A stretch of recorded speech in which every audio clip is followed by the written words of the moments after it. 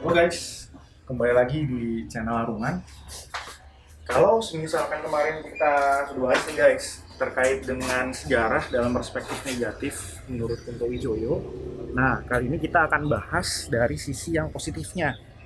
Oke. Nah, jadi dalam perspektifnya Kunto Wijoyo nih ada semacam empat pengertian sejarah secara positif. Yang pertama, sejarah itu adalah terkait atau tentang manusia. Karena manusia itu adalah titik tolak guys dari sejarah. Kalau misalkan tidak ada manusia dalam perspektif tertentu, ya tidak ada yang menulis, maka tidak ada sejarah. Nah, kemudian yang kedua, Kunto Wijoyo juga mengatakan di sini sejarah adalah berkaitan dengan soal waktu. Kenapa waktu? Ya pastinya konteksnya masa lalu guys. Kan sejarah juga berkaitan dengan konteks masa lalu kan. Nah, di sejarah ini kita belajar terkait dengan rentangan waktu itu. Nah, itu kenapa kalau kita bilang sejarah selalu dekat atau berkaitan dengan waktu. Yang ketiga guys, poesinya adalah terkait sejarah berkaitan dengan makna kolektif. Nah, pengertian Kunto Wijoyo di sini, makna kolektif itu adalah yang mempunyai makna bagi banyak orang atau dalam arti tertentu bagi seluruh masyarakat di suatu tempatnya. Kita ngambil contoh guys, kayak misalkan proklamasi kemerdekaan pada tanggal 17 Agustus 1945. Nah, peristiwa ini kan punya makna sosial ya, punya makna kolektif atau punya makna di benak banyak orang karena kan kemerdekaan Indonesia. Nah, itu yang dimaksud dengan sejarah yang mempunyai makna kolektif itu tadi menurut Kunto Wijoyo. Kemudian yang keempat nih guys, itu sejarah mempunyai artian sesuatu hal yang terperinci, tertentu, dan satu-satunya. Jadi yang unik gitu guys. Karena apa? Karena dalam artian tertentu sejarah dalam perspektif Kunto Wijoyo seperti ini adalah peristiwa yang tidak setiap saat itu berulang kembali guys. Setiap peristiwa dalam sejarah ini kan berbeda-beda ya poesinya ya. Jadi kita bisa ambil kata gitu istilahnya kan, kalau semisal kita di suatu tempat yang sama tapi dalam konteks waktu yang berbeda, jadi kayak hari ini gue di sini nih poesinya, terus kemudian besokannya kita juga di sini gitu posisinya, tapi kan ada suatu makna yang berbeda guys gitu ya.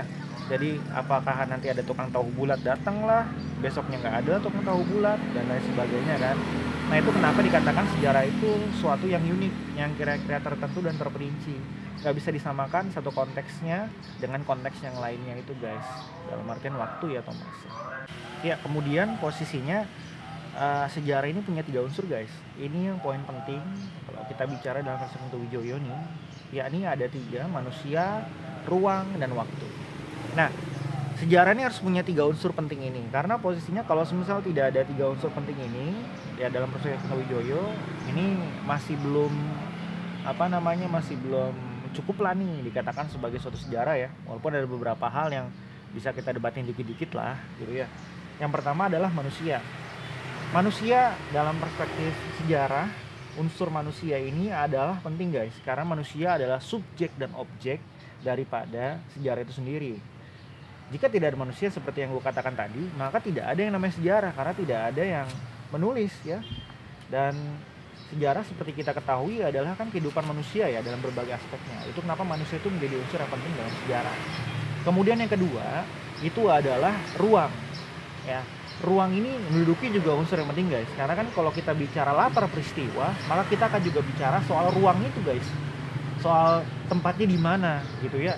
Apakah dia di negara manakah, wilayah manakah gitu ya, atau di ya dan lain sebagainya gitu ya. Yang penting adalah soal tata ruang atau tempat.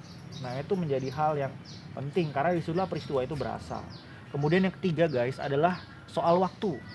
Nah, waktu dalam artian tertentunya ini juga sangat penting dalam sejarah ya. Bahkan menjadi sebuah, kalau gue bisa bilang sih ini sejarah, karena konteks waktu ini yang dapat membatasi gitu ya. Dalam artiannya itu sejarah ini masanya dari mana sampai mana gitu. Karena kalau semisal tidak kita batasi, maka kita akan tersesat guys.